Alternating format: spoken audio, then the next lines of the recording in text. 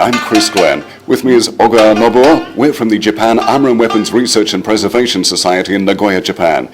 We're in Australia right now as part of the Victoria State, Aichi Prefecture, Sister State 30th anniversary celebrations. It's great to be here with you, and it's great to see Australia. What we'll be doing in Australia is a number of samurai celebrations and events that have never been seen in Australia before. Part of it is what's called the Shitsujinshiki, which is the samurai pre-war ceremony. We'll also be doing some practice sessions to show people basically what sort of training the samurai went through in order to take part in battle. We're dressed in full armour, as you can see. We've got our battle swords with us. We're really looking forward to showing Australia some of the samurai culture and history.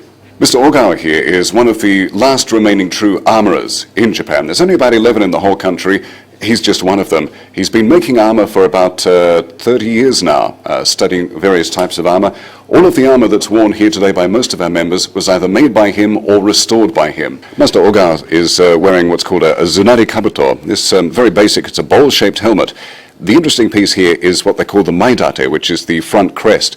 In this case, his crest features a whale tail with crashing waves.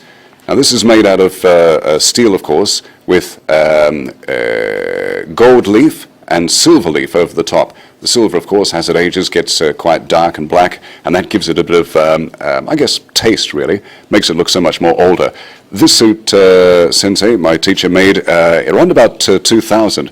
It was used in the reenactment of the Battle of Sekigahara, which was the biggest samurai battle ever, which took place in 1600. One of the interesting things about Japanese samurai helmets is this piece called the shikuro, which is the neck guard. Basically, it's strips of steel that have been obviously bent and lacquered over, but they're connected with braiding of either silk or leather.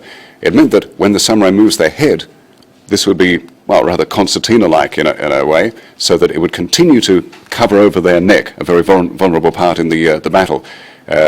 Just something that I think is very much different from European armour. Well, this is our second time in Australia. We came out in 2004 for what we called the Samurai Festival. For samurai, with the armour, it was rather like buying a car. It depended on your own style and your own choice of shapes and, of course, colours and accessories. It also depended on how much money you had as well, just like a car, of course. Various types are, of course, the standard, what they call the Tosei Gusoku, which is a suit of armour that opens like a shell, rather, and closes around the body. With the armour, all of the weight was carried on the hips. It's been tailored to fit into the hips so that the shoulders were free to be able to use a sword.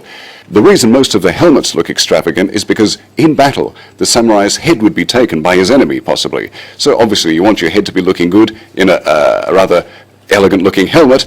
Hence, the helmets were usually quite extensive.